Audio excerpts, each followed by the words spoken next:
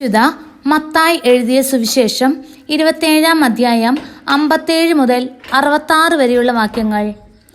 വൈകുന്നേരമായപ്പോൾ അരിമത്തക്കാരൻ Joseph എന്ന ധനികൻ അവിടെ എത്തി.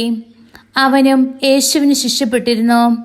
അവൻ പീലാത്തോസിന്റെ അടുത്ത് ചെന്ന് യേശുവിന്റെ ശരീരം ചോദിച്ചു. അത് അവന് വിട്ടുകൊടുക്കാൻ പീലാത്തോസ് കൽപ്പിച്ചു. ജോസഫ് ശരീരമെടുത്ത് ശുചിയായ ഒരു തുണിയിൽ പൊതിഞ്ഞ് പാറയിൽ വെട്ടിയുണ്ടാക്കിയ തൻ്റെ പുതിയ കല്ലറയിൽ സംസ്കരിച്ചു. കല്ലറയുടെ വാതിക്കൽ ഒരു വലിയ കല്ലുരുട്ടി വെച്ചിട്ട് അവൻ പോയി. മഗ്ദലന മറിയവും മറ്റേ മറിയവും ശവകുടീരത്തിന് അഭിമുഖമായി അവിടെ ഇരുന്നു. പിറ്റേ ദിവസം, അതായത് ഒരുക്കദിനത്തിൻ്റെ പിറ്റേന്ന്, പ്രധാന പുരോഹിതന്മാരും ഫരിസേയരും പീലാത്തോസിന്റെ അടുക്കൽ ഒരുമിച്ചുകൂടി. അവർ പറഞ്ഞു, യജമാനെ, 3 ദിവസം കഴിഞ്ഞ് ഞാൻ ഉയർത്തെഴുന്നേൽക്കുമെന്ന് ആ വഞ്ചകൻ ജീവിച്ചിരുന്നപ്പോൾ പറഞ്ഞത് ഞങ്ങൾ ഇപ്പോൾ ഓർമ്മിക്കുന്നു.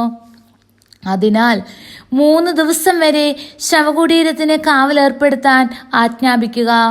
അല്ലെങ്കിൽ അവൻ്റെ ശിഷ്യന്മാർ വന്ന് അവനെ മോഷ്ടിക്കുകയും അവൻ മരിച്ചവരിൽ നിന്ന് ഉത്ഥാനം ചെയ്തുവെന്ന് ജനങ്ങളോട് പറയുകയും ചെയ്തുവെന്ന് വരും. അങ്ങനെ അവസാനത്തെ വഞ്ചന ആദ്യത്തേതിനേക്കാൾ ഗുരുതരമായി തീരുകയും ചെയ്യും. പീലാത്തോസ് അവരോട് പറഞ്ഞു, നിങ്ങൾക്ക് ഒരു കാവൽ സേനയുണ്ടല്ലോ, പോയി നിങ്ങളുടെ കഴിവ് പോലെ കാത്തുകൊള്ളുവിൻ.